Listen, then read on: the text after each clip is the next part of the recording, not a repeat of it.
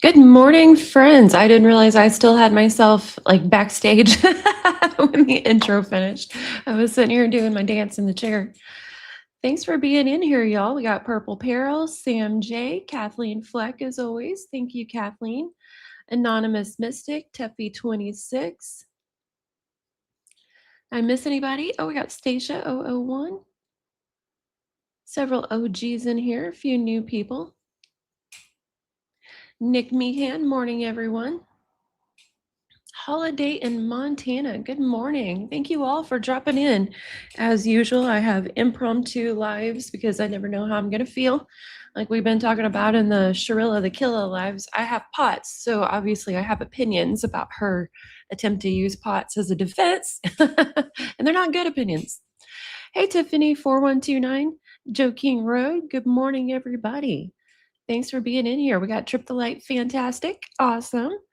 Trip the Light Fantastic is the one who made my Funko Pop Millie that's in the background whenever I have the camera on, which isn't today. My allergies are still kicking my butt right now. Nobody needs to see these red eyes and swelled up nose. Here for shits and giggles. I love that username. Hey, gal. All right. So Amber from Into the Weeds got another FOIA from Dan Patterson. She put it up in her Google Drive last night, which I have got linked in the description. And a lot of it is honestly pretty boring, but there are a few parts I found interesting. There are a ton of repeat pages, like over and over and over repeat pages. So we won't read every single one. We will look for the good parts. Let me pull that up. Sorry about all the throat clears, friends. I can't think to mute on every single one, sadly. Okay, so she divided them into two folders, a folder about Nick and a folder about Gypsy. Make sure I've got it shared right here.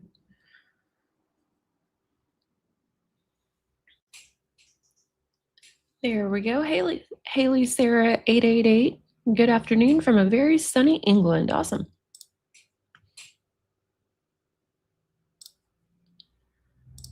We will start with Nick. We got Go to John defense emails.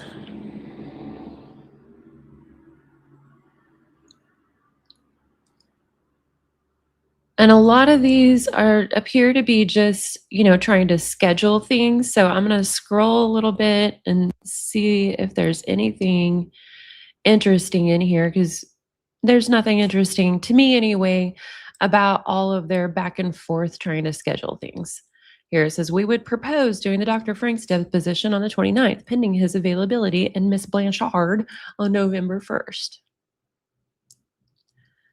See, again, just scheduling, scheduling, scheduling, scheduling. Get back to you tomorrow with dates. Thanks for the reminder. Scheduling again. Several of these are repeats of the schedulings we just saw. Dan, here is the mental on the Go to John case. Looks like it has an attachment, but I don't think that attachment has been included in anything. That's probably privileged information, I can only assume. Duane Perry says, I agree that Mr. Jacobs took no part in the Go to John case. What the heck is that talking about? Oh, here we go. It says, Judge, and this is from Dan Patterson to Calvin Holder and Duane Perry, which Duane was Nick's defense at the time. Let me check comments real quick, make sure y'all aren't trying to tell me anything or alert me to something, because I know that happens sometimes in live whenever us creators get lost in the sauce reading off the info and don't look at comments. Sometimes you guys are trying to tell us something important. Everybody's sharing their weather. Looks like y'all are having a lot of sun. A few people have got like a dull day. Sam J says southeast is dull. Raining off and on where Kathleen is. Purple Peril says we're paying for that 4-day heat wave. Sunny and humid where Haley is. It's pretty sunny here today. Let me check the temperature. 79. I've been kind of wanting like a overcast day so I could go for a walk and do another live without having to completely cover up all my skin, which I have to do right now because the antibiotics I'm on, waiting for the procedure I got coming up on in July, make you sensitive to the sun. No worries, Purple Peril. Oh man.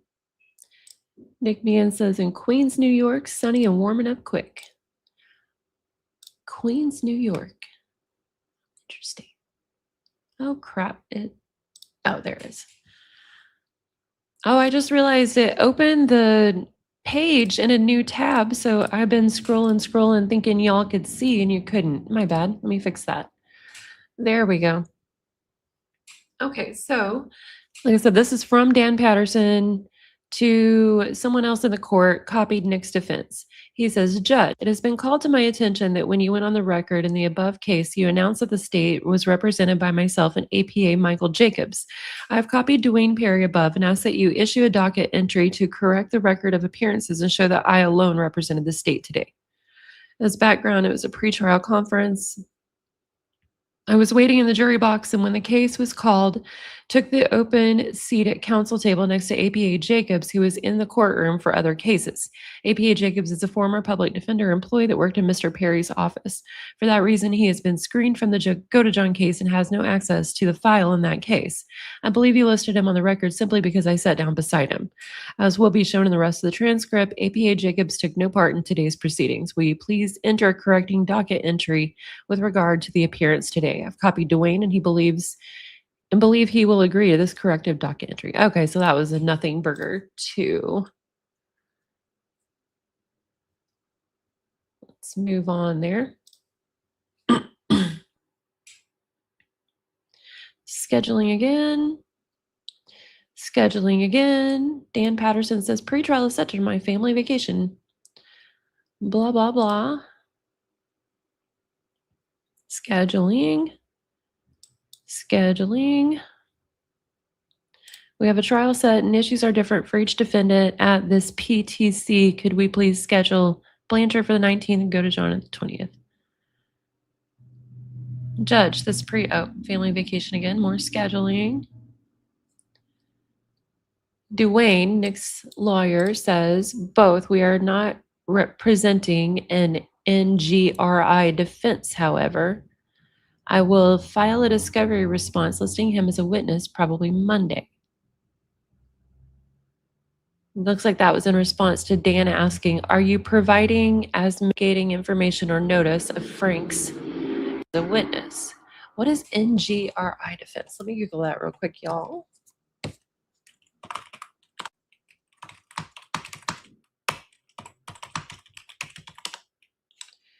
Not guilty by reason of insanity. Okay, gotcha. Oh, yay. Thank you, CMJ. Member for 8 months.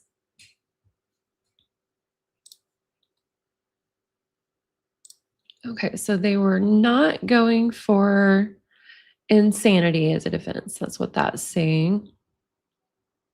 I assume that's why they were talking about that while emailing with that attachment of Nick's mental evaluation. Because that was a reply to here's the mental on the Go-to-John case, which we saw earlier. Like I said, there's a lot of repeats. Dwayne says that works for me. More scheduling.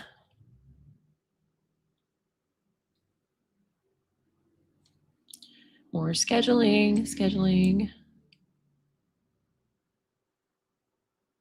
Scheduling again. I think these are repeats of the other scheduling ones. Won't appear unless I hear Judge Hold'em wants me to. Okay, they're asking about some missing discovery here. Dwayne says, I will try to find them and get them to you as soon as I can. Dan says to Dwayne, I was reviewing the materials of Dr. Franks that you provided on October 24, 2016, in response to the state's discovery motion that was granted on October 11, 2016.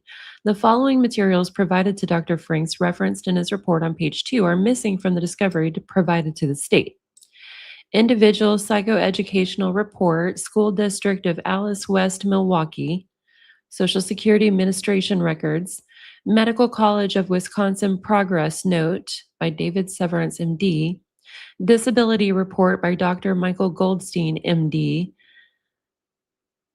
Oh, and they're given dates on these too. My bad. I thought that was just legalese numbers at first. I just realized they're dates. So in 1999, there was an individual psychoeducational report by the school district. 2009, 2015 Social Security Administration records, which we've always heard Nick was getting a disability check. It kind of sounds like he was there. It says 2005, May 11th, Medical College of Wisconsin progress note. And then May 13th, 2010, disability report by Dr. Michael Goldstein. And then 2016, Nathan Hale High School official transcript. Why would it be 2016? The murder had already happened and he'd been in prison. But then again, the date on this is 2016. So maybe, I don't know. I can't figure that one out. Maybe that's, I can't even think of a theory to be disproven. Let me check the comments real quick. Hey, Tabby Whispers. I'm glad you caught the live.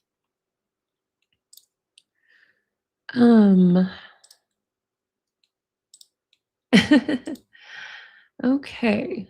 Yeah, I don't quite understand that, but like most of you know, have been around here a while. I was also homeschooled, so I'm often confused about public school stuff that makes perfect sense to everyone else.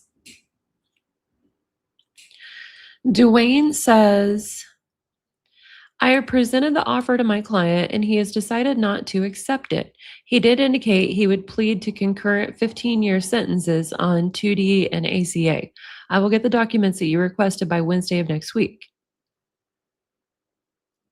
Okay, Dan says, please see attached plea offer letter. Note the deadline is 2 weeks. I'm currently in the process of interviewing and hiring expert witness and we'll have to finalize that process before December 22nd, 2016 pretrial conference if defendant does not accept offer.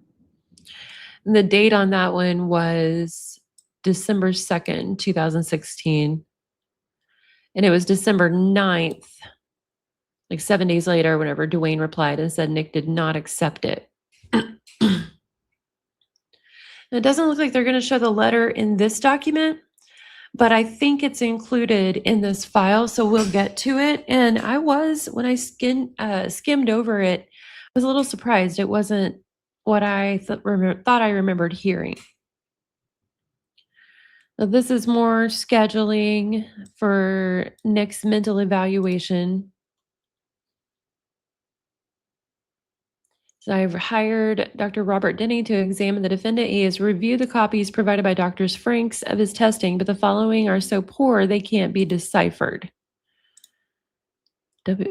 Response booklet. Can we either have Dr. Franks deliver the original to Dr. Denny's office for inspection and review, or allow Dr. Denny to pick up the originals at Dr. Franks' office? Okay, so I guess the copies are bad. They're indecipherable. Let me check comments again real quick. Hey, Cherokee girl, good to see you.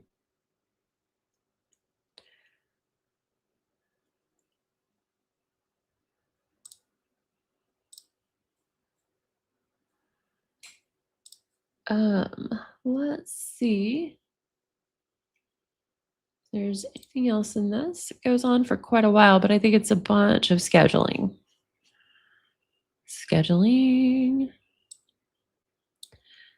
Dan, to Nick's defense, it says he's talking about the illegible copies of Dr. Frank's testing material again.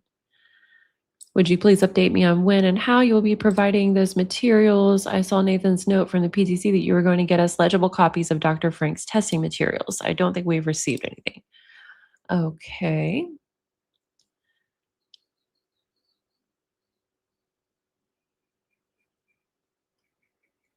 Again, trying to get that. Please advise how you'd like to proceed. Copy of that same email we read. Same email requesting copies. That's the same one again. Same one again. I almost feel like they're trying to baffle us with so many copies of the same ones. Same one again, same one again, same one again. Either is totally fine. Ideally, however, Dr. Franks will let Dr. Denny see the originals. Is it possible for us to arrange Dr. Denny to pick them up and return the original documents? That was in response to Dwayne saying, we have talked to Dr. Franks and we'll get those things to you as soon as possible. Do you want me to give copies to you or submit it to Dr. Denny? Same one again, same one again. Same one, same one, same one.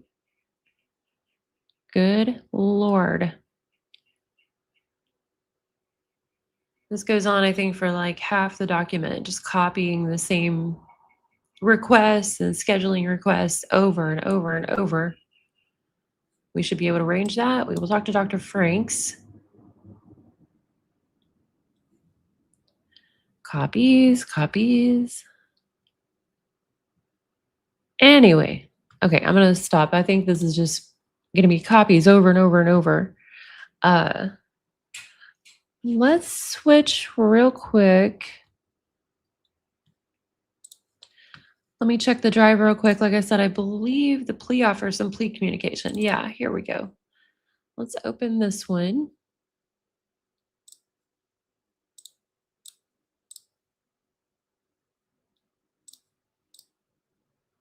Greene County Prosecuting Attorney.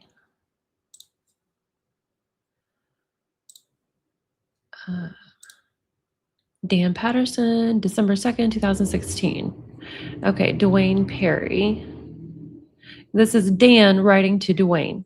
He says, as you know, the judge ruling on Wednesday in the above case means the trial date will most likely be continued and that the state will incur additional cost and work to prosecute the trial. While I believe this case is certainly prosecutable as a first-degree murder case and that the state will be able to overcome Dr. Frank's testimony if put to the test, I also believe a just result can be reached short of a trial. The state, therefore, makes the following plea offer in the above case. Defendant pleads guilty to an amended charge of murder in the second and is sentenced to life in prison, probation denied, state to dismiss the armed criminal action count at sentencing. Now, this surprised me. I don't know if it's going to change later on in the document, but I was always under the impression that Nick had been offered a plea deal of 30 years and turned it down. Well, this plea deal is life without, it says without probation. I don't know why it would say probation instead of parole. If anyone knows, please let me know. But yeah, like I said, maybe that'll be explained later on, but that surprised me because I'm not seeing this, 30-year plea deal yet. Hey, Ray Juicy, good to see you here. Oh, thank you so much, Cherokee Girl. I appreciate the super chat. She says, if you're not getting notices, unsub, wait, and resub. She said she waited 30 seconds and resubscribed and ended up getting notifications again. So yeah, did anyone else know that he was offered a plea that was basically life? Like, I don't know why he would take that plea and not go ahead and take a chance, honestly. Unless maybe a death penalty was on the table. Anyway, there's that same email from Dan. See attached plea officer. And here's basically another copy of it with less. It says, this is dated March 2nd, 2018. From Dan to Dwayne again. The other one was dated December 2nd, 2016. So this is a second plea offer, it looks like. It says the state makes the following plea offer in the above case. Count one, murder second degree, defendant sentenced to life imprisonment, probation denied, and count two, armed criminal action, defendant sentenced to 10 years, consecutive to count one, probation denied. Again, like, what is there even to accept there? Is it's seems like the same thing as what he got. I'm still confused why they're not mentioning parole, but yeah, very, very weird. Hey, Ruth Carroll, good to see you in here. We've been going for 22 minutes, so not super late.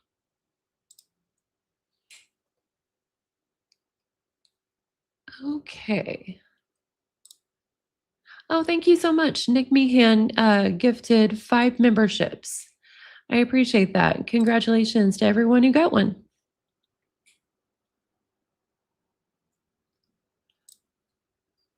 Okay, yeah, I'm so confused. Okay, well, there's one last page in this.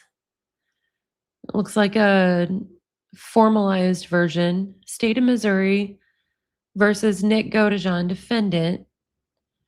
One count charges sentences. Count one, murder in the second degree, life imprisonment. Count two, armed criminal action, 10 years. Sentence in count two is consecutive to count one, probation denied. Defendant must appear for sentencing. If defendant fails to appear for sentencing, he will be bound by the guilty plea, but the state and court will not be bound at sentencing by the above recommendations as to the term of years or position on probation. I'm a little confused about that too, because Nick's in jail. How is it his choice to appear or not appear? Like, can he refuse if they try to come get him? I'm just really confused about the wording on all this and why it keeps saying probation.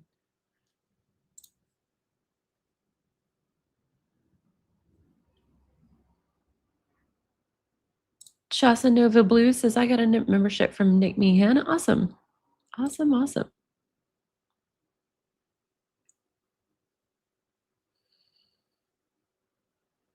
Purple Peril. Talking about the YouTube update. Joe King wrote, congratulating everybody who got memberships.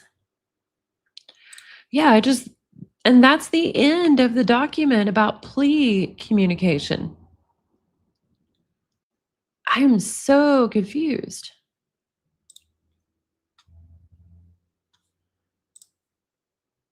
And then the other one says discovery letters. I don't think there was much in here. This is Dan emailing Dwayne. Please find copies, material information in possession of the state, which disclosure is required. Documents are Bates stamped pages, numbers. If there are other specific items disclosed, wish to have viewer copies, please contact Discovery Paralegal, blah, blah, blah. And then discovery response to defendant without court order. Says, comes now, state of Missouri, through prosecuting attorney Dan Patterson, makes the following disclosures: names and addresses, written memoranda. I think this is just legalese of what he said in the email. It looks like certificate of service, disclosure. And I bet, okay, yeah, this is from Dan Patterson to Dwayne again, and he is telling all the things that he sent. So we got Nick's interviews, Gypsy's interviews, internet history from Gypsy's phone, Celebrate Gypsy's phone, Flores interview, Rodriguez interview, Rod Blanchard interview, Facebook records, Nick Godejohn, Nick Bellarose, Gypsy Trips, No Gypsy, Praying for Dee Dee, Charles Goldhammer interview, Stephanie Goldhammer interview, scene photos, Waukesha, computer forensics. Just going to kind of skim through here, not read all these. I'm not really seeing anything listed that we haven't seen.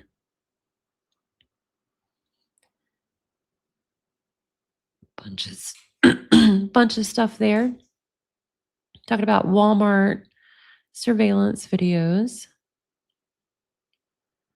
supplemental discovery, investigative reports, crime scene logs. Uh, yeah, not a lot there. Let me check comments again real quick. Oh, hey, we got 1970 dropping in. He's late. That's my husband for anybody who doesn't know. Let's see. Mercy Hospital in Kansas City, Missouri. Yeah, the one thing that they list a lot that we definitely haven't seen is that they did subpoena or whatever a lot of medical records.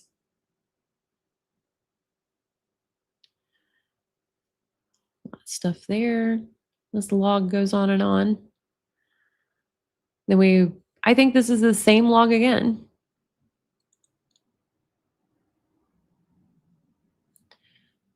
Interview of David Blanchard, neighborhood canvas. Nicholas Bella Rose, Demona Love Slave, Emma Rose, Gypsy Rose, Debbie Akers, Marcia Smith. Now this, I don't know exactly what this is. Letter from Nick Godejohn to Diana Leverins. Looks like Detective Wallace interviewed Sister Elizabeth, St. Agnes Catholic Church. I don't know if I remember hearing that one. I'll have to look for that one. Some supplemental reports. More supplemental reports.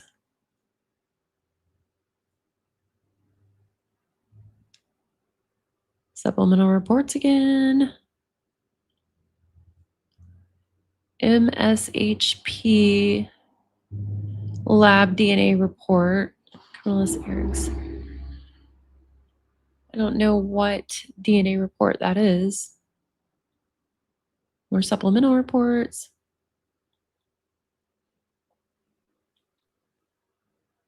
Here they're talking about CD with pictures of the KVD knife and DVD with cell phone video of Gypsy Blanchard. Another list of reports. Now, I did find it interesting whenever we were reading the plea agreement stuff that Dan said, we believe we will be able to overcome Dr. Frank's testimony. So I made a mental note of that. I want to find out what Dr. Frank said about Nick. Did he say he was incapable of trial, or what was the deal there? Did he say that he didn't understand things? Hello, Mr. Perry. Digital media ready to pick up. Okay. You check back to comments and see if any of you know about the Dr. Frank stuff. Tabby Whispers says, I'm catching up. It isn't a life sentence, a number of years, like 15 to 20. The parole part is probably parole for life. Anyone know? I don't think so, but I'm not sure about that because I'm not understanding it completely. So maybe someone else will know in the comments. Okay, let's scroll a little bit more, see if there's anything interesting in this at all. The rest of it anyway. Says here, enclosed, this is Dan.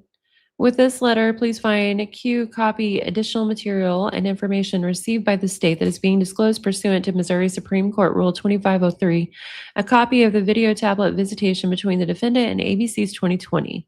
I learned through the news media that ABC's 2020 was airing a program July 5th, 2018 about this case. At the end of the program, they aired a segment that was obviously a jail tablet interview with the defendant. I inquired of the jail and learned that the entire visitation was recorded per policy, as are all such visitation. The enclosed DVD contains that recording. So I wonder, are jail tablet interviews not allowed or something? I don't know. I'm a little confused. I think the interviews are supposed to be scheduled outside of those or something like that, and maybe that's what the issue is here, because I did see in some other of their communications something about this interview. So maybe we'll find out as we keep going. Dwayne, I put the attached letter and reference disk in the mail to you today. Now he's emailing Stan. Stan's the detective that interrogated Gypsy, if you can call it that. Stan says, Willie provided us a copy of this recording. Would you please confirm a copy has been placed in evidence and let me know the barcode? Thanks, Dan. Dan was emailing Stan there. Dan emailing Dwayne. Dwayne, I put that's a copy. Willie provided us a copy. Oh, another copy of what I just read. Then Evelyn Keith says, Dear Mr. Perry, I have added a 7th item to the list of media ready for pickup, CD of Nicholas Godejohn, 19 phone calls from August 9th, 2017 to 12/21, 2017. Says at the request of Mr. Dan Patterson, material provided, and it gives the dates of all of them. Video visits for August 18th, 2017, 12/30, 2017, January 5th, 2018, January 9th, 15th, and 30th of 2018.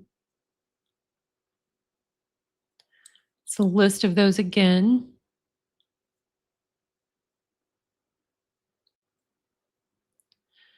Was requesting a receipt.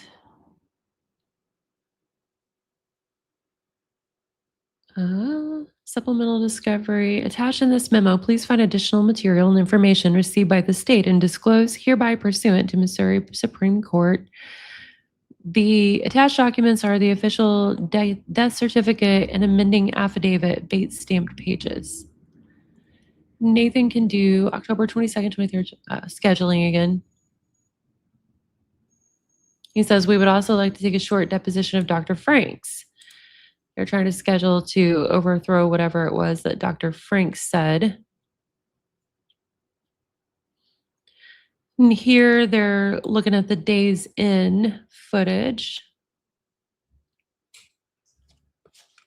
Almost to the end of this document. Photo, video, photo log, neighbor phone, autopsy, David Blanchard, Tamara Rose, and Amy Pinniger. Just a list there.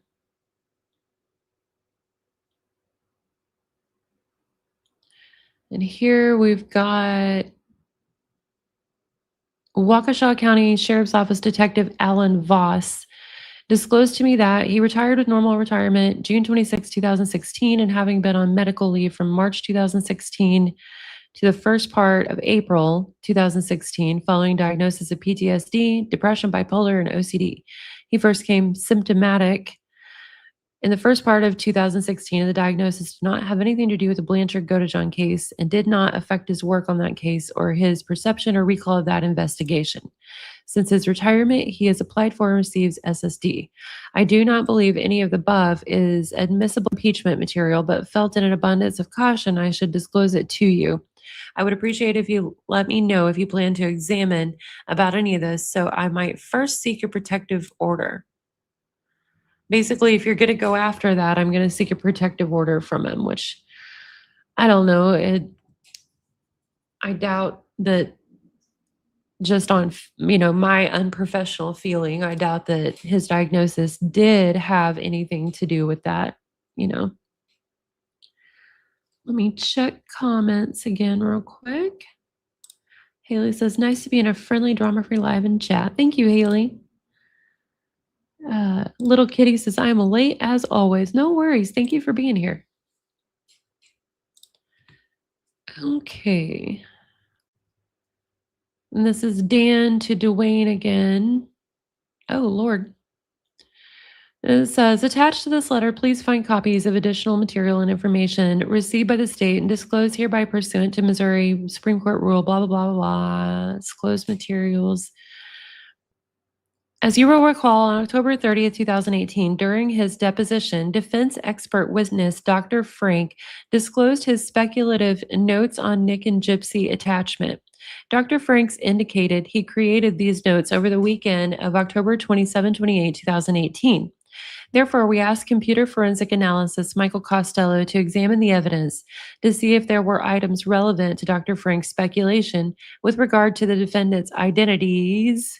They've got E's in parentheses, and his relationship with Gypsy. During his examination, analyst Costello discovered the videos, images, and documents attached in the report.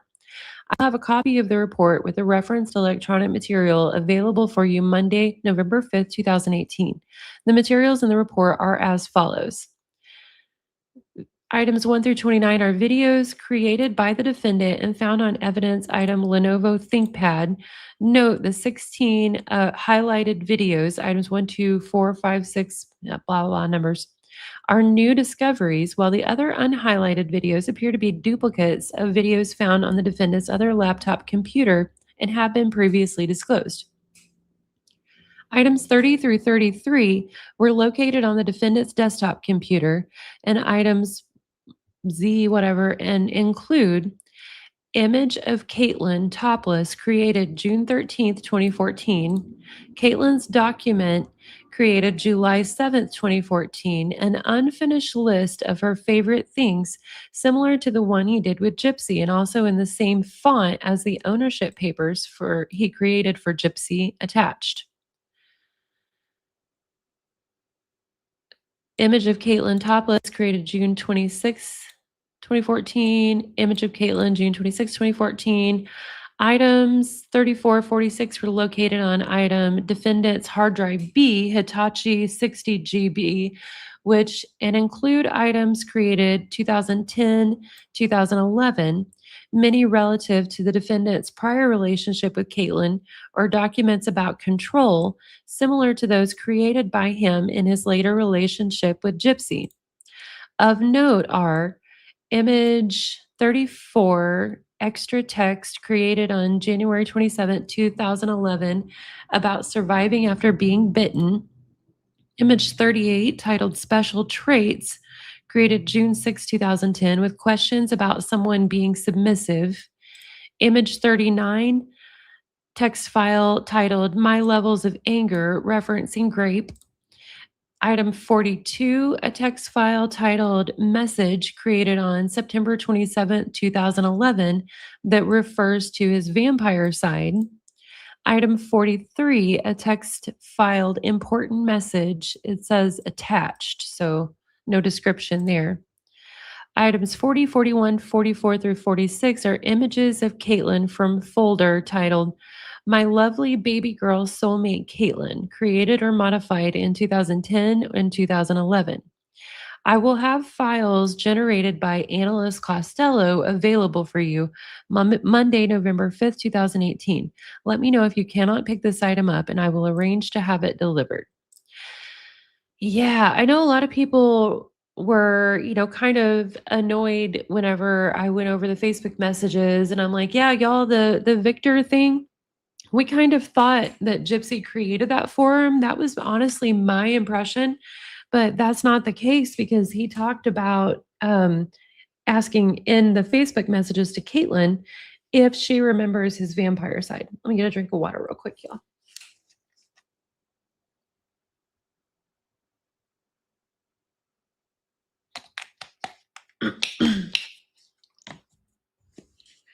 So yeah, he definitely was doing the multiple personalities and the vampire stuff and the BDSM before Gypsy.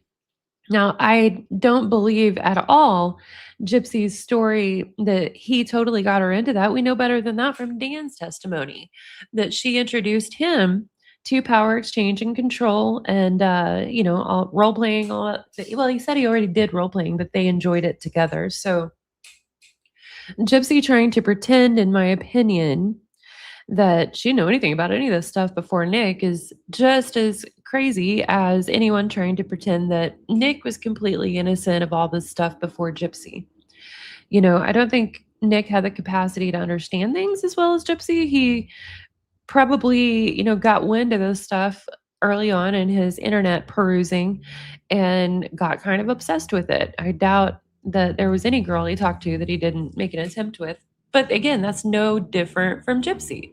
She was trying to do this stuff with every dude, and we saw from her prison emails that it totally continued. So, anyway, let's continue reading, friends. Dan says, Duane. Attached, please to find a discovery letter regarding follow-up work done as a result of Dr. Frank's deposition. Note, I also sent this through Carpal, and it appears not all previous items have been downloaded. Like Duane just wasn't even looking at them. Okay.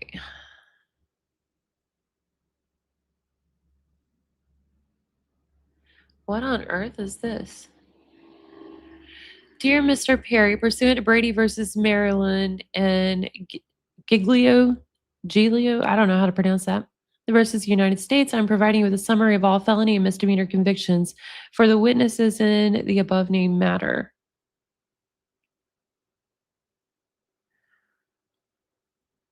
And this is referencing another case. He's just trying to set precedent for something or other.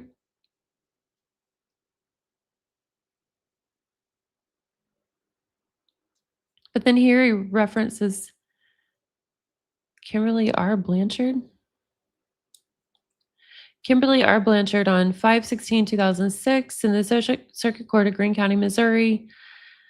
Blanchard, aka French, pleaded guilty to failure to yield after stopping to vehicle that entered intersection, Class C misdemeanor. Blanchard received 2 years suspended imposition of sentencing, contingent upon completion of a defensive driving course within 60 days and payment of court cost. In 2008, a warrant was issued for failure to abide by this order. Blanchard was arrested and paid cost in full. Oh, what a nothing burger, honestly. Failure to yield leads to an arrest. It sounds like they're trying to say, like, I'm not a fan of Kim and David Blanchard personally myself, but that seems like a crazy thing for them to try to act was going to be affect her ability to be a witness, in my opinion. Just weird.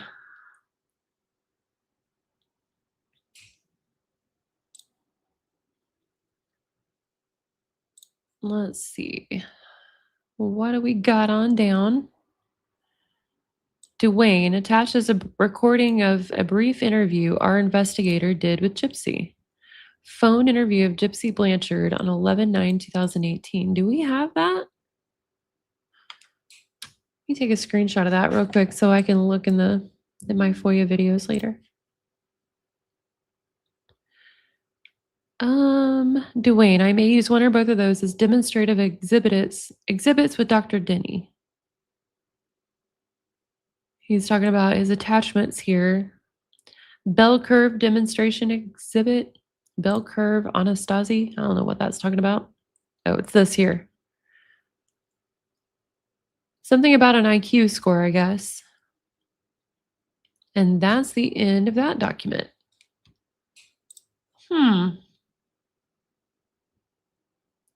Here it says, go to John, law enforcement emails. Looks like a lot of scheduling again. I think these are scheduling emails we've already seen.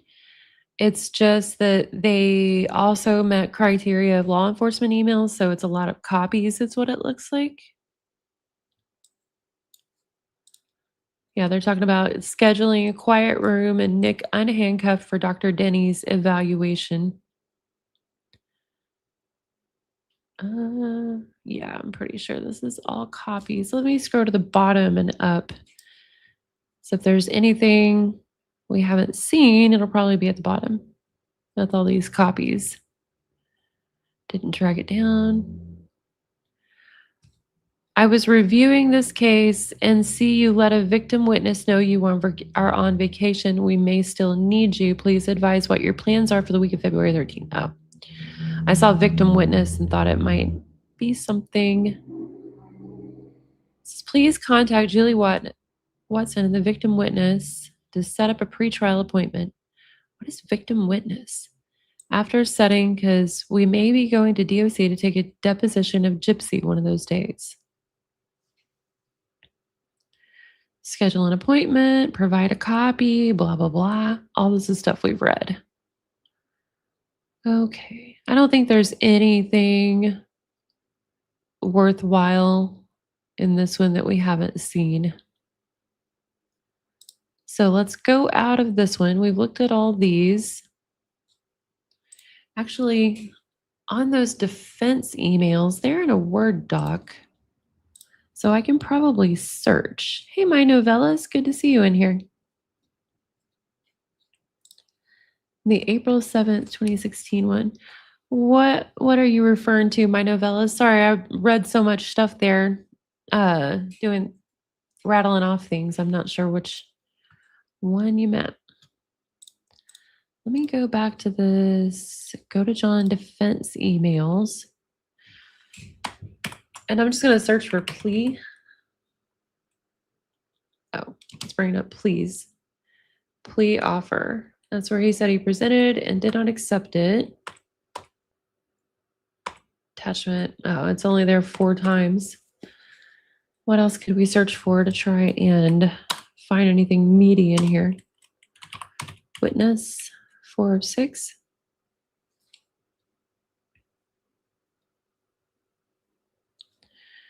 September 3rd, 2008, from Dan Patterson to Dwayne Perry says, please see attached. I apologize for filing the day before PTC. Week has been crazy with deputy killed and then several homicides. He has endorsed and the foundational witness for defendants' jail calls and visitation, press interview recordings disclosed in January, February, and March of this year. Dwayne says, okay, thanks. That's a copy of the same one. I'm trying to figure out, were those illegal? Were those not allowed somehow? Dan says, Dwayne, attached as an exhibit I plan to use with computer analyst Costello regarding defendant's browsing history based on the previously disclosed analysis of the defendant's desktop and laptop computers. And that's a copy.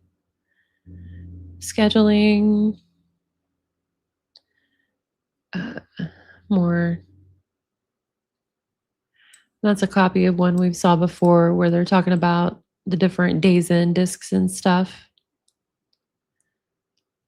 And the bell curve thing again. This is Dwayne to Dan.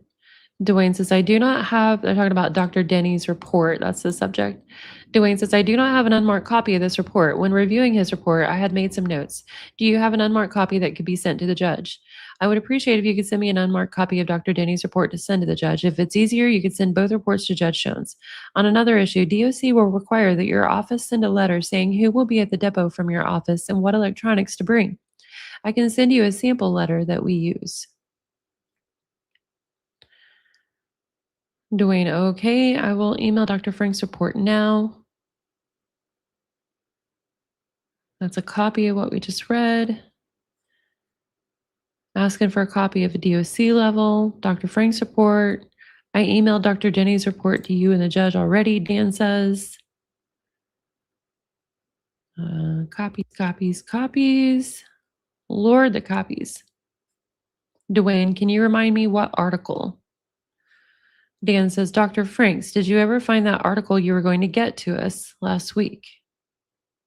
And he copied Dwayne. I guess that's why Dwayne was asking. I don't see where they ever say what article. Who's Andy? Dwayne and Andy. This is from Dan Patterson. I haven't tried a case with Andy, so I thought I would bring this up informally at first. At the deposition of Dr. Franks, you disclosed that Andy has a son with autism.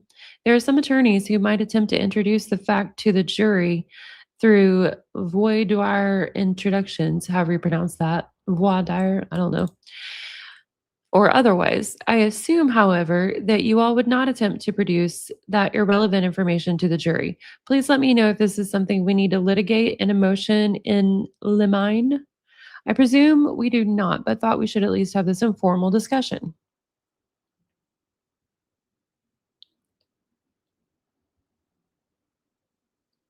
I don't see any response to that. Here's Dan saying, gentlemen, attached is one of the autopsy photographs that Tom Vanderberg marked for us to mark the stab wounds that impacted an organ. Oh, God. There are 5 marked wounds that they say impacted organs, which I find interesting considering we know that Nick always said 4 that he remembered. We know there were 13 total, but Nick talked about 4, but there are 5 marked that they say impacted an organ.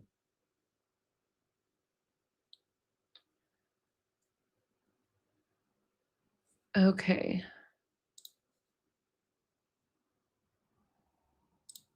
All right, novella. Okay, I think got that. We're through that. Okay, Dwayne to Dan says, we will not bring up Andy's son or his autism. I will talk to Andy about that.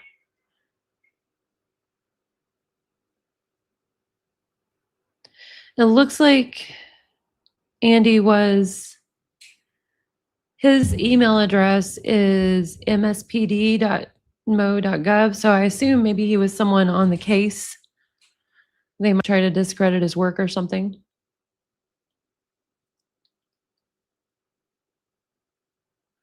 I don't know. Normally, lawyers try and go for anything they can to discredit a case. So it's a little surprising to me that he so easily was just like, no, we won't bring that up, even though I agree it's probably not relevant. But, as a defense attorney, you would think that they would just try anything. I don't know, friends. Haley says, I saw that Scamfield wrote a letter saying he had left some of the medical records out. It was not on purpose, he says. Yeah, right. So corrupt. Interesting. That's probably in the JIP file. We're still in the NICS at the moment.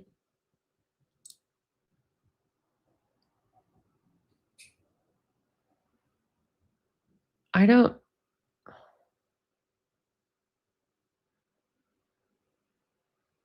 know why these are numbered like this. Got some question and answers. But anyway, question says, this is Dan to Dwayne.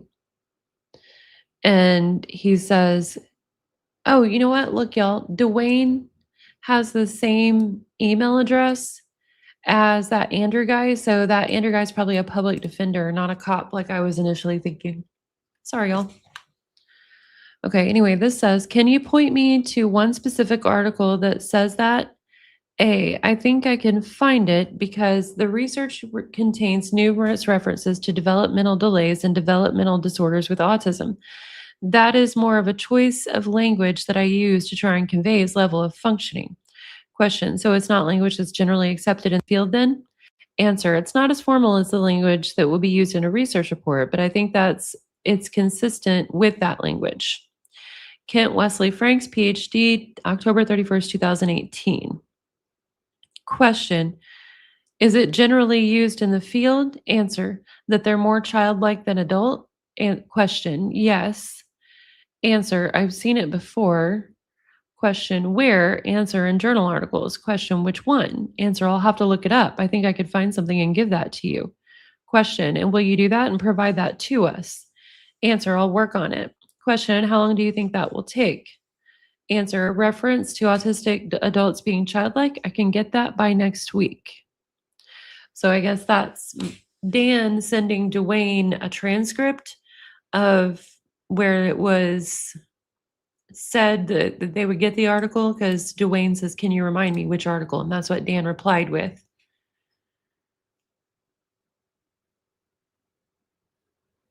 Please see attached, where I e-filed in response to defense motion filed sometime Friday after jury selection. Nothing there, nothing there. And Dan says, Judge and Dwayne, NBC Universal has requested copies of the Go to John state exhibits under the Sunshine Law. I will be sending them a response today that we have received their request, but will need 30 days to respond further to copy or produce records. Blah, blah, blah. I copied Dwayne as I anticipate the defense might want to consider a motion for a protective order to close the records pending sentencing and during appeal to protect the defendant's due process rights. Now, this almost seems like Dan is trying to help Dwayne out here. I wonder if he ever actually filed that. Says note under sections blah blah blah, it would seem investigative records including exhibits would be closed records until finality of convictions by exhaustion of all rights of appeal. However, there is no Missouri case law on this topic. Further, the Missouri Attorney General's office declined to provide informal guidance when I made a request. There is case law in other states interpreting different state statutes where introduced exhibits have been found to be open records.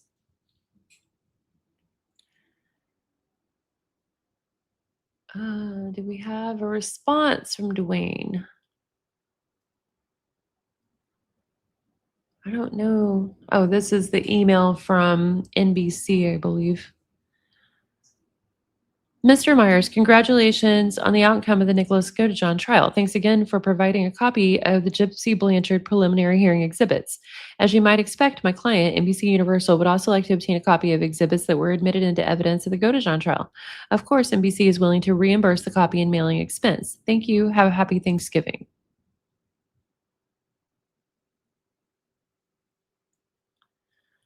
Dan to Dwayne says, just learned defendant gave another press interview on 11/14/2018. Will try to obtain copy in the morning. Dwayne says, I do not have an objection, nor will I be requesting a hearing on the matter. So it sounds like he's not going to do any kind of protective order. He's like, nah, screw it. Very weird.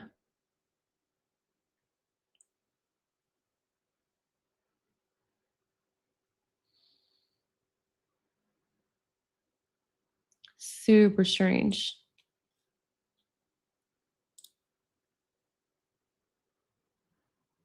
And Dan is emailing the judge and copying Nick's attorney saying, Judge, I see in CaseNet that Thompson Coburn, who represents NBC, filed a request for copies of the trial exhibits.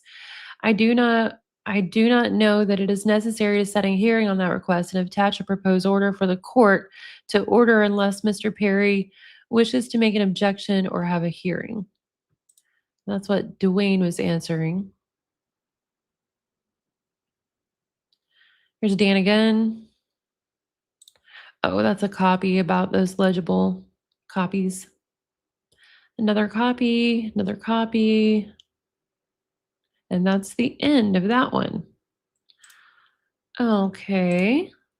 Well, let's go take a look now at Gypsy's file.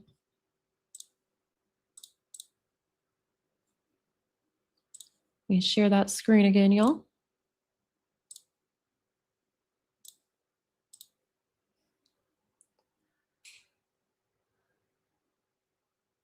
Okay, we'll just start at the top here. Blanchard plea form felony 2. So state amends charge to murder in the second degree. Defendant to be sentenced on day of plea to 10 years in the Missouri Department of Corrections. Defendant acknowledges that murder in the second degree is a dangerous felony, and by law, defendant will be required to serve 85% of her sentence before becoming eligible for parole consideration. Probation denied. Dismissals in cases not to be filed. Count 2, armed criminal action. Okay, so they had that on her too. There's no explanation here of the 10 years. I wonder if that'll be in the emails. Okay, Blanchard emails with law enforcement. Again, we got a bunch of scheduling. You could come at 10, non-canceled. It'll only take 30 minutes to an hour. Scheduling. Dan to Michael Costello says, thanks. I'm going to print the most recent pics from May 22nd on Gypsy's phone and add them to the text binder we are making. Also, I will put the video on a disk. We can then review all the exhibits that I will use with you on Friday morning. If you need to keep your meeting with Don, we could meet after that 11 or so. Scheduling.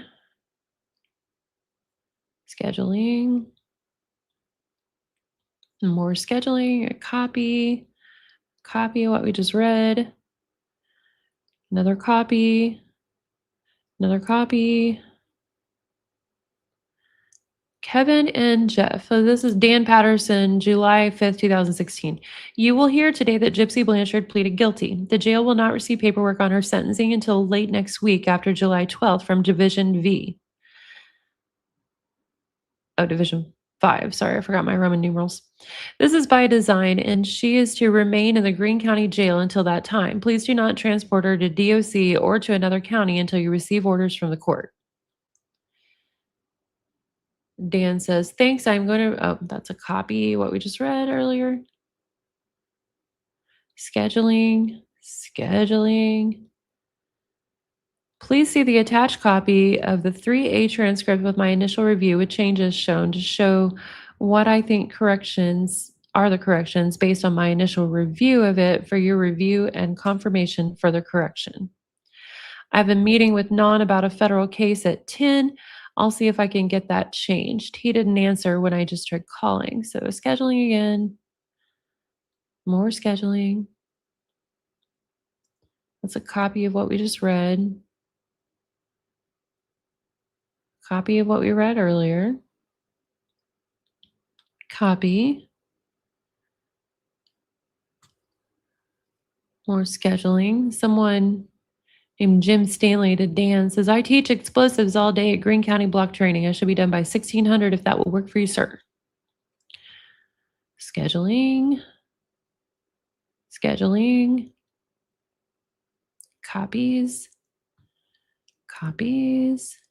Good Lord.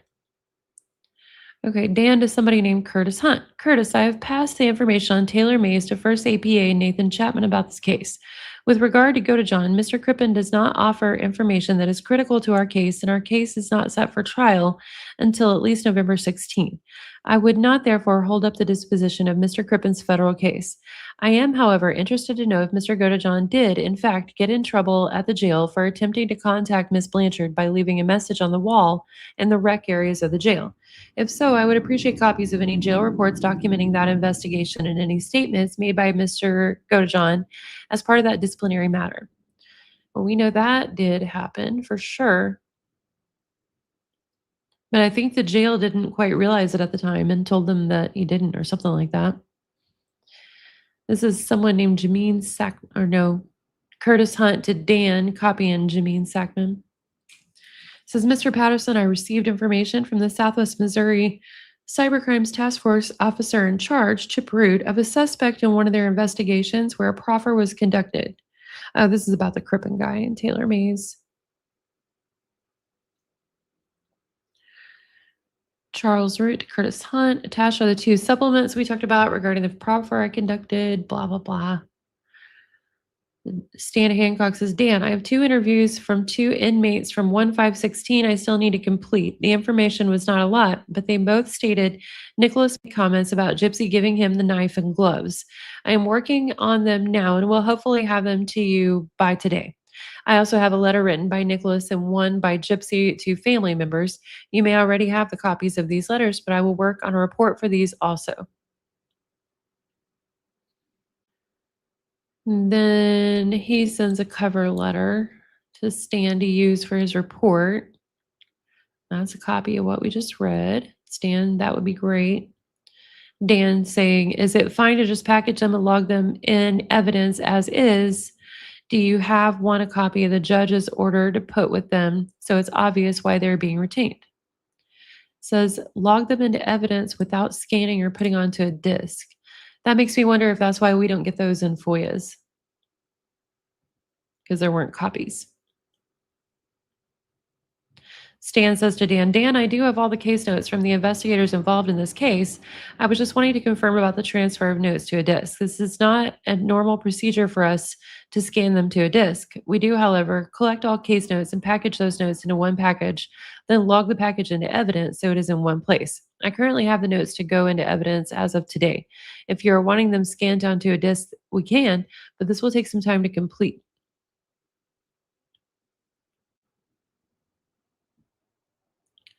And that was in response to Dan here asking for the investigative notes and to scan them onto a disk. And that's the end of the doc. We don't really have Dan replying and saying, yes, go ahead and scan them onto a disk, or no, don't worry about it. Interesting. Blanchard discovery letters.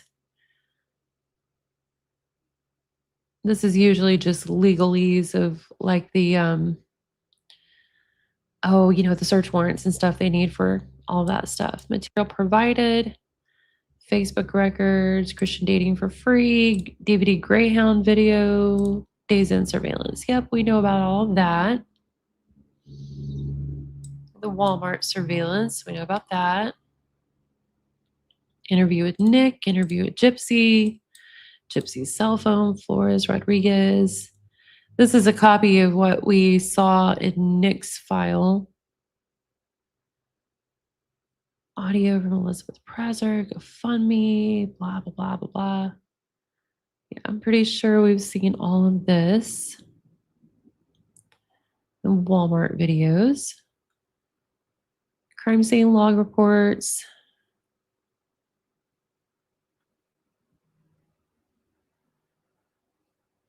And one thing I did see whenever they were talking about the Facebook records, they talked about Facebook records between Allie and Gypsy, and I don't think I've ever seen those in FOIAs.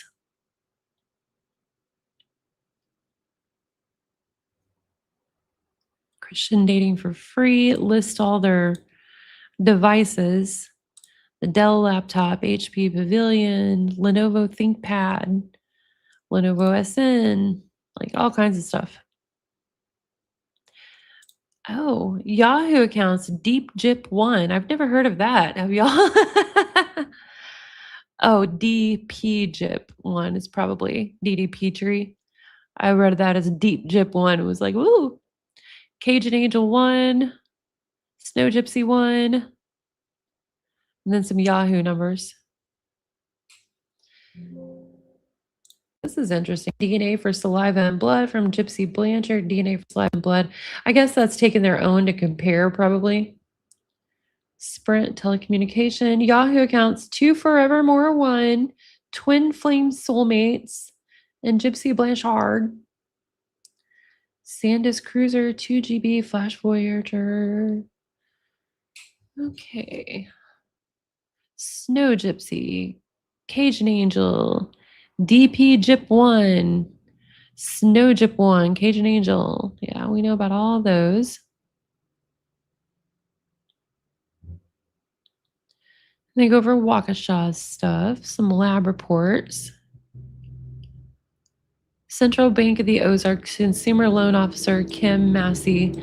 Yeah, because Dee Dee got a loan for that Nissan Cube. She put money down on it, but she did get a loan for part of it. Neighborhood canvas. Yeah, this is all stuff that we've seen before. As far as this log, anyway. Then it goes over some more supplemental reports.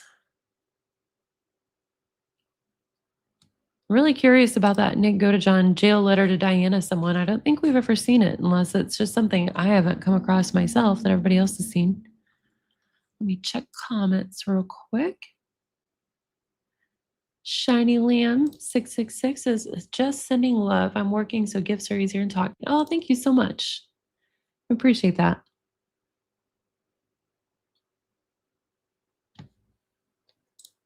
Let's see. Via electronic carpal notice. And that's the end of that document. Blanchard emails defense. Okay. That's Stanfield to Dan. Dan, before I go talk to Gypsy, would you be willing to provide the discovery you have so far in exchange for our agreement to reset the prelim? That gives me something to go to her with, and it may help me and you in our discussion on an appropriate resolution of this case. Try Hard Mike here is honestly doing so much more than Nick's public defender. It becomes weird. Like he's trying to negotiate with Dan, whereas like Dan even tries to give Dwayne Perry a suggestion. Hey, you might want to request record closure until sentencing, blah, blah, blah. And Dwayne Perry is just like, nah. Meanwhile, Scamfield's like, hey, let's negotiate with you.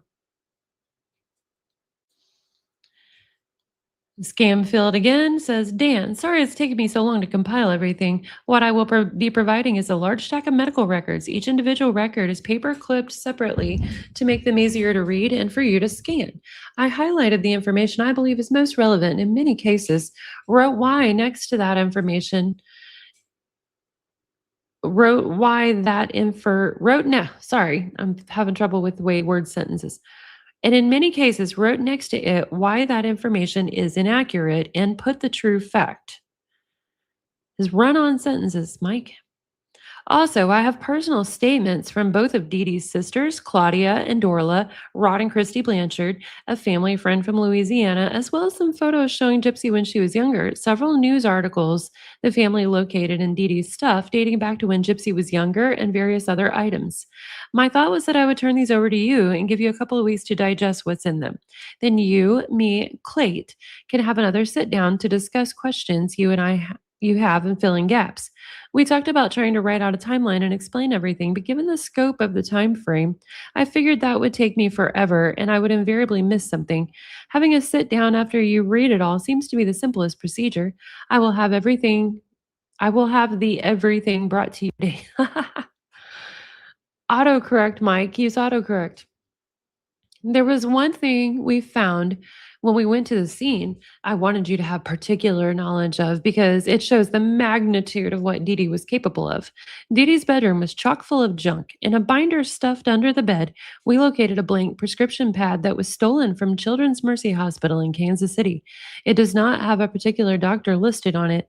It would have allowed her, however, to obtain any drug she wanted without having a doctor double check.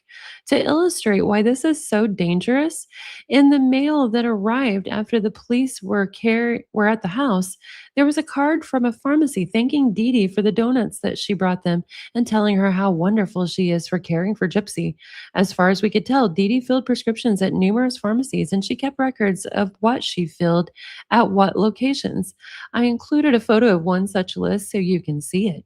In the discovery, there is a photo of the closet in the hallway with all the medications in it. This was interesting to me for two reasons. One, there were tons of medications in there for Gypsy. Oh, yeah, like the poopy meds, Scamfield, which was on top of hundreds of bottles of meds in the bedroom. Hundreds of bottles. We've all seen the pics of that bedroom, and unless there was a closed box or closed drawer full of meds, which I doubt, there were not hundreds of bottles in the bedroom.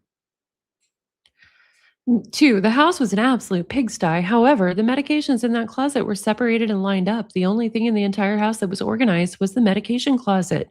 I will continue to look through things, and if I find something I believe you need to see, I will send it over. But what I have compiled are the main items that give you the picture of what is happening. So, yeah, Mike, he's doing his job here as a defense attorney and trying to create a narrative with all this stuff that gets his defendant off. But we all know from examining this evidence so much that that prescription pad was expired and the standardized um, way for prescription pads to be done and valid at the time, the date on that prescription pad means that it was no longer of use. And if anybody has ever worked at a pharmacy, I worked at a pharmacy for a little bit part time when I was like 16. When those prescriptions are brought in on paper, you enter them into a system. They're not just totally going off of what's written on paper and there's no verification whatsoever. Even back whenever I was 16, and I was actually, funnily enough, a part-time pharmacy employee in a pharmacy in Aurora, Missouri, just down the road from where Dee Dee and Gypsy first lived whenever they were in Aurora after Katrina before they got their Habitat house in Springfield.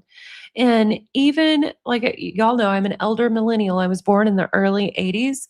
And even back when I was 16, there was already a computer system that this stuff got entered into. So if anybody was bringing prescriptions, they would have got caught. Like there would have been an investigation and they got caught. And Dee Dee clearly was not afraid to have her prescriptions investigated because she called the police and filed reports about Gypsy stealing her meds.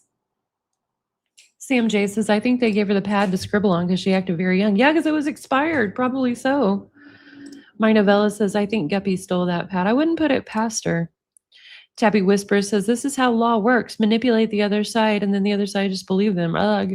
Yeah, I agree. Like I said, even though it's manipulating the truth, the way that the legal system is set up, Stanfield is doing what he's supposed to do and creating a narrative to try and get his client off. But it just, yeah, a lot of facts being ignored there. And it's also really, really crazy how Nick's lawyer didn't try anything. You know, we saw Dan give him suggestions, to try and help him out. Nick's lawyer's just like, nah. Meanwhile, Scamfield's begging for Dan to sit down and let me tell you the narrative. Let's have a sit down, blah, blah, blah, and writing paragraph upon paragraph. Okay. I am scrolling up through. Hey, Miss Behaven, good to see you in here. So she's been corresponding with Disney. Let's see. Disney's so huge. She's not the first or only big time scammer that's been there. So I honestly, personally, just doubt they cared. But everybody do what you feel you need to do. Yeah, poopy meds. That's what there was bottles and bottles of in the bottom of the closet. Okay. So back to Scamfield. Oh, look, he's got a whole picture of the prescription pad. Ooh, so scary. Gypsy's Aunt Rachel from Kansas City Mercy probably gave that to her. We got scheduling again. I don't know. Okay. Dan, Mike to Dan. Before I go talk to, that's the discovery thing. Dan says about something here to Mike. Sorry, just saw your email. No continuance is necessary. Let's just get it done Friday. And Mike says, just out of curiosity, why the change all of a sudden? You sought me out about the continuance just this morning.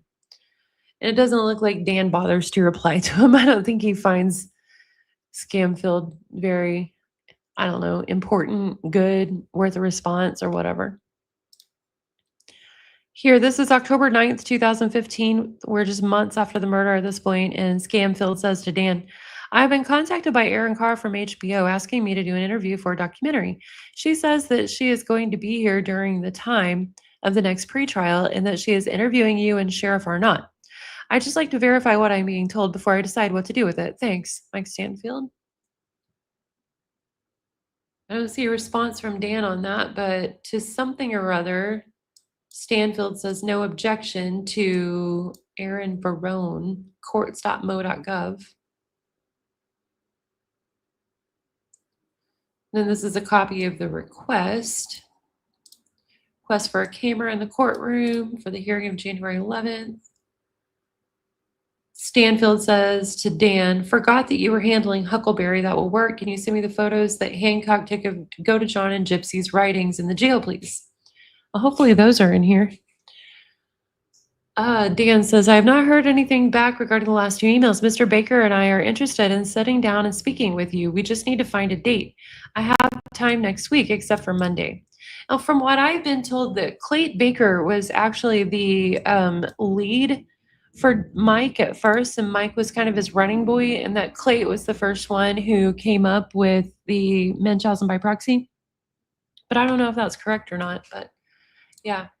Scamfield's still begging Dan for a meeting. Dan, Clayt and I were wanting to have a preliminary sit down with you to discuss Gypsy. Would you be able to meet today? Mike again to Dan says, Monday looks like a holiday. I keep forgetting about it too. How about Wednesday the 20th, or Thursday the 24th? I only have court at one time each of those days. Dan says, today is not good for me. How does Monday look for you? Dan's really short with Mike. Mike says, Dan, I understand that there's been some writing in jail revolving Mr. Godegajon and Mitch Blanchard, and Detective Hancock has photographed them. Would you please be able to get me these photos, please? I think this is the second or third time he asked for him. Mike again, Dan, I have not heard back from you regarding my last two emails. Mr. Baker and I are interested in sitting down and speaking with you. We just need to find a date. I have time next week except for Monday. Mike again to Dan. Dan, would you be able to, when will you be available with me to Clay to discuss Gypsy's case? Mike reminds me of Ryan emailing Gypsy, the way Mike emails Dan.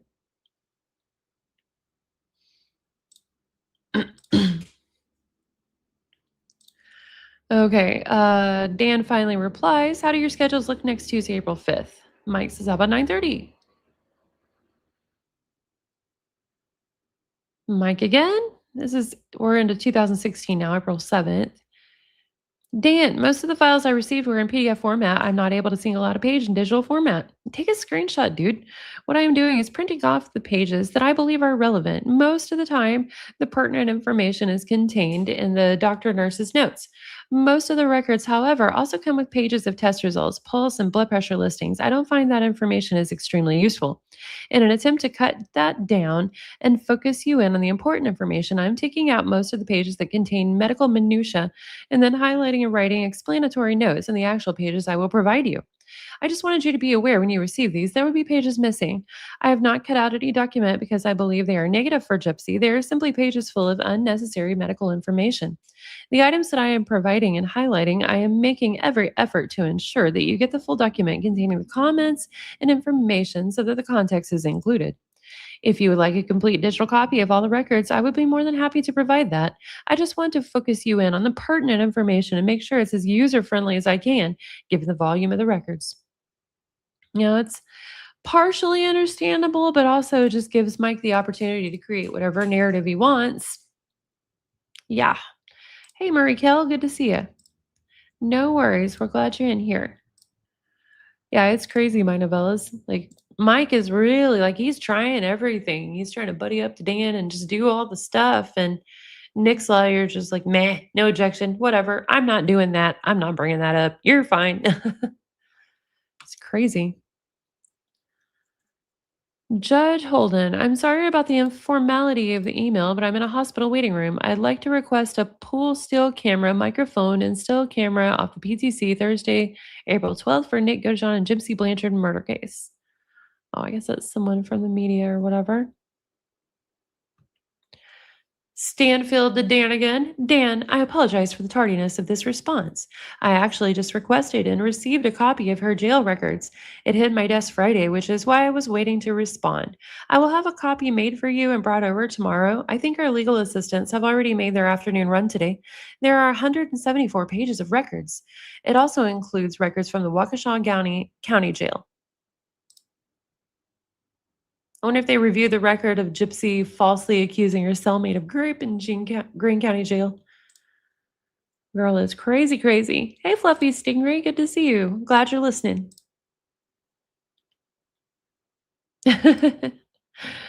Cherokee girl looking to hang out at a Walmart.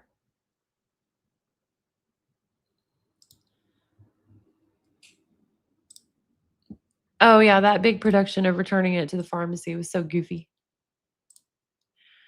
Okay, we actually have Dan to Mike for once. Dan says, Mike, thanks for the mitigation packet. I have attached a medical release form. I would ask you to consider having your client sign so I can confirm her lack of actual medical issues with the jail through records and or visiting with the jail medical staff for the purpose of contrasting it with the records you provided. Now, considering that we're pretty sure from the FOIA videos that Gypsy was faking a lot of symptoms to Dee Dee, it's almost the perfect setup here for her to get in prison and start acting like there's hardly anything wrong with her. You know what I mean, friends? Hey, Art is Life. Good to see you. Art is Life's been around for a while, one of our OG supporters.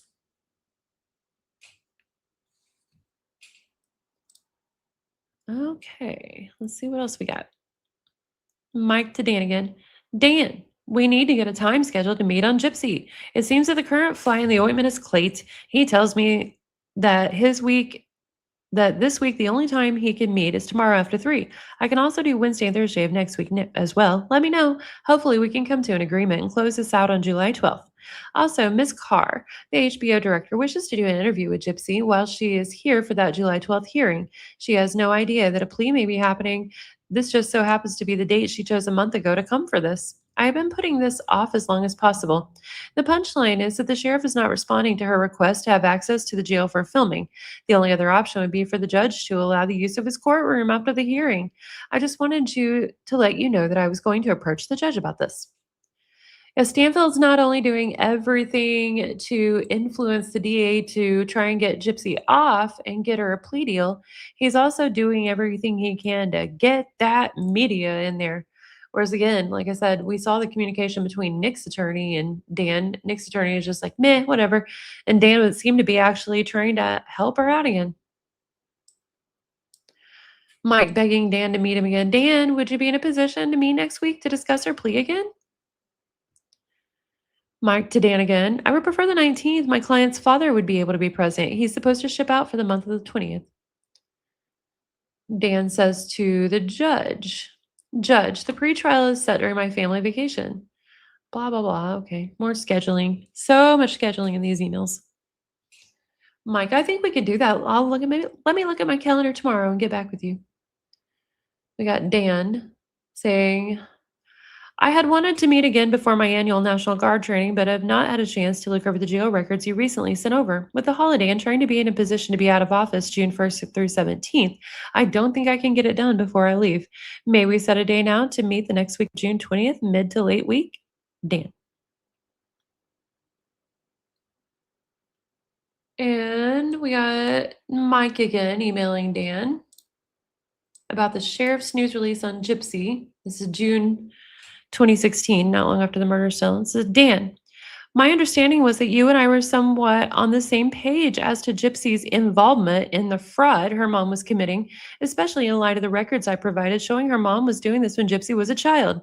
The sheriff's statements leave the impression that Gypsy was masterminding these frauds with her mother the entire time. This is the exact opposite of the discussion you, Clayt, and I had less than 8 weeks ago. Oh, June 2016, not 15. This is not days after the murder. It's a year later. My apologies, friends. If we are not working towards a mutual resolution, please let me know immediately because I have a lot of trial prep to do then. Oh man, I hope we see Dan's response to this. So Mike is pissed at Sheriff Arnott. Sheriff Arnott is the one that Nancy from the Toll podcast just interviewed. I know a lot of people were disappointed with that interview, but I mean, my expectations were set that it would be surprising if the sheriff said anything negative at all about Gypsy. So I thought it was great that he at least said that, he thought she should still be in prison for life, just like Nick. But yeah, I know a lot of people were upset with it. They expected more, but to me, it was more than what my expectations were set for anyway. And I enjoy Nancy's interviewing style. She's a professional. Mike says, plea date.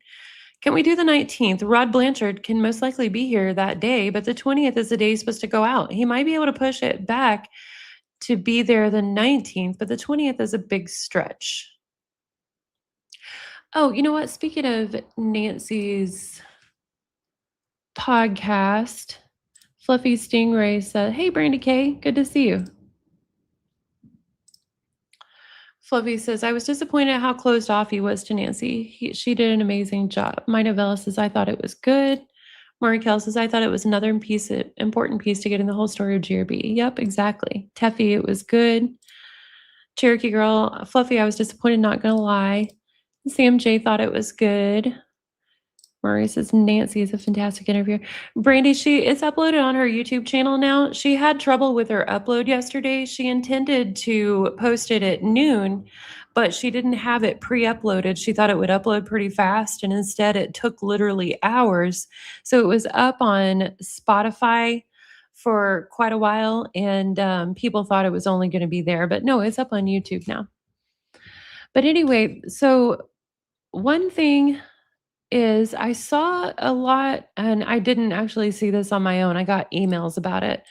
Other content creators were saying that Nancy was lying when she said in the Sheriff Arnott interview that Dee Dee had the police called once for attacking a pizza delivery guy. And I don't understand, those. I don't know where those creators got the idea that that was a lie, because this has been out for quite a while.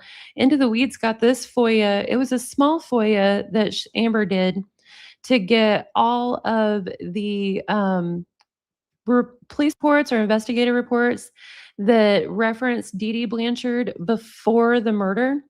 And this one was a real surprise. This one, the incident date is August 22nd, 2010. So they'd been in Springfield for 2 years at this time. And the incident says, suspect Claudinia A. Blanchard, 2103 Volunteer Way. It says, narrative is, I contacted Quentin Graham at Domino's Pizza in reference to an assault. Graham advised me he contacted Claudinia Blanchard at 2103 Volunteer Way to deliver a pizza. Blanchard attempted to pay for the pizza with a gift certificate from an out-of-state franchise. Blanchard became upset with Graham over the situation when he turned around to depart with the pizza and grabbed him from behind the shirt collar, leaving red marks, which I observed on the right side of Graham's neck. Graham stated employees at the business have had problems with Blanchard in the past, and his description of her confirmed her identity by my past encounters with Blanchard. Graham stated he did not wish to pursue charges regarding the situation.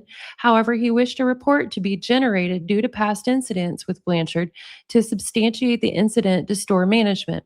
I provided Graham a case number 1188610 and contact information to the sheriff's office, and then returned to service.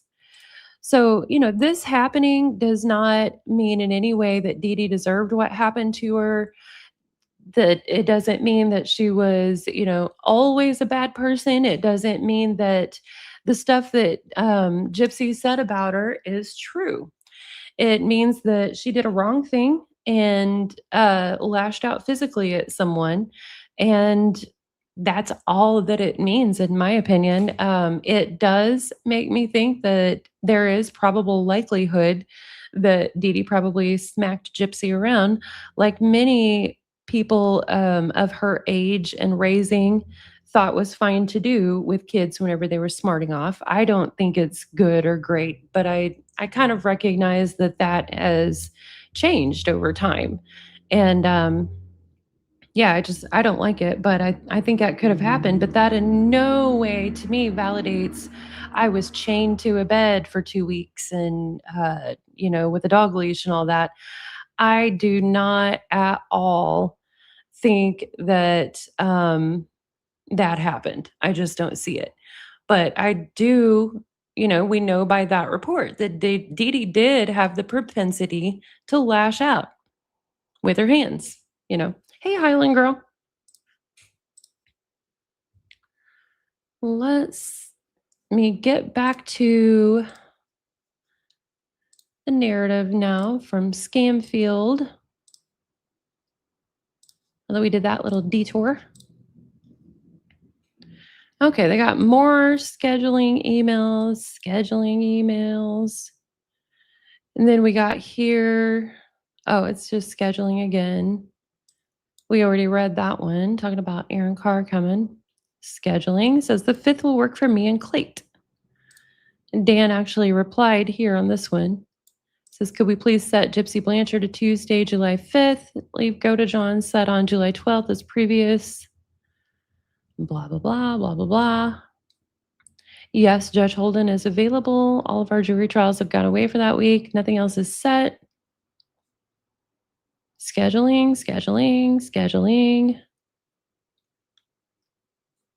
Pre-trial set during my family vacation. Yeah, so much scheduling in these. Mike says, I text you back. We can do the 5th. Probably ask Holden to keep her here an additional week or so because the family can't come either because their 17-year-old daughter's having a tonsillectomy. Mike, Dan, with the plea being moved up to the 5th, I'm going to make a request of Judge, but I wanted to speak with you first so we're on the same page. I may have told you already, but Rod and Christy cannot be here for the 5th. Their 17-year-old is having a tonsillectomy. I think that day or within a day or two of that. They are flying up for the 12th. I'm going to ask the judge to hold Gypsy until the 13th so they can have a visit with her. In that same vein, HBO wants to do their interview with her. We've already received the judge's blessing to use the courtroom. Frankly, I think that will cause less of a fuss than the jail. I think it would actually be a safety issue for Gypsy to have all that go on in the jail. In judge's courtroom, no inmate will be the wiser. I'm going to contact judge to reaffirm that he's okay with all that. You okay with me telling him it's a plea, but we're trying to keep that quiet so he knows why all the changes? Plus, he's going to need to be prepared for that so he isn't surprised and say something with all the cameras there, as he has a tendency to do. My announcement in open court to have her held will just be that her family can't come to the plea and had already planned to fly up on the 12th. We do this regularly, so it's not a big deal. Like I said, Mike is going out of his way to just do everything for her in the media and blah blah blah. Whereas Nick's dude was just like, meh. That's Dan's scheduling again. We've already read those. Already read those. Already read those. Just scheduling. Copies.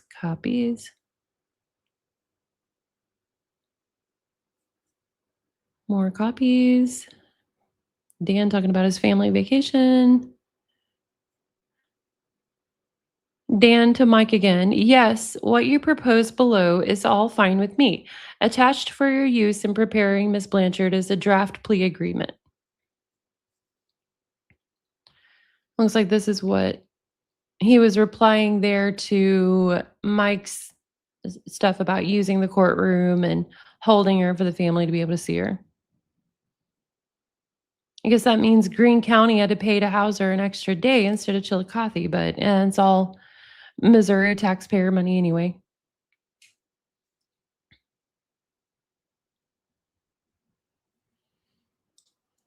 And it keeps going on and on and on with scheduling, copies of scheduling,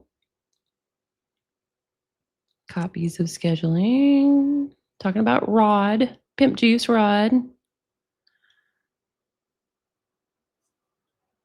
And yep, more copies. We've already read that. And that's the end of that one.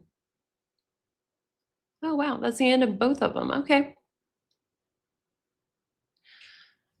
So, what I'm getting from this is we need to figure out, did Nick actually get a plea deal offer of 30 years like we've always heard? We've always heard he didn't take it because he didn't understand why he wasn't going to get the same plea deal that Gypsy did. But at the same time, I'm not seeing him get any plea deal offered except for life, which is what he got. So yeah, I don't know. And the plea deals didn't mention parole to the point where I don't know if they came with an offer of parole or what. Just so weird. Weird. But yeah, I want to dig into that a little more and see what I can find. Maybe I'll present that in a video or something instead of a live. But I was planning today to do a live going over the Sharilla video evidence and stuff. But then when Amber got this, I found some of that just too interesting. I had to go over it and talk about it with y'all because especially the plea information on Nick, I'm just totally confused because I always heard over and over and over, he turned down 30 years and that was so silly. He turned down 30 years and that was so silly. But I don't see that. I'm not seeing that anywhere. My novella says there is an April 7th, 2016 correspondent on Reddit. So I didn't see here. Okay. I might have accidentally skipped it because, I was trying to skip all the copies and not keep reading the same things over and over. But yeah, I'll have to check. Sam J says his plea deal was pointless. 100 says Haley Sarah. Brandy says, do it. I need to know. Cherokee says he shouldn't be out, but I feel for him. I get it. Yeah, same. Like, I don't think he's a safe person to be out because anyone could do another gypsy and convince him to do something else if he thought it was, in my opinion, if he thought it was justified somehow. But I do feel for him because, yeah, I don't think he would have done this without Gypsy. I don't think he was a great guy, but yeah. Oh, awesome. Hey, this is Rebecca Michello. Can you hear me now? Says, good afternoon. Got here late. Thank you, whoever gifted me the memberships. 1970, and one of our new people, Nick Meehan, in the chat, gifted memberships. So thank you for popping in, Rebecca.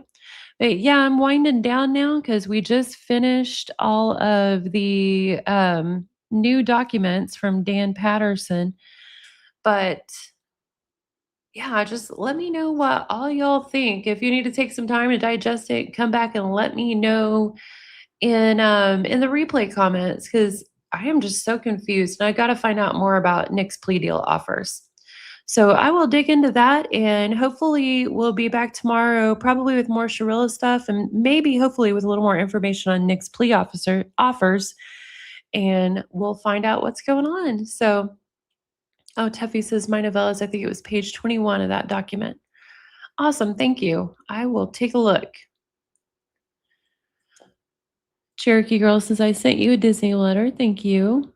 Markel says, plot twist. She is the dangerous stalker, right? Oh, man.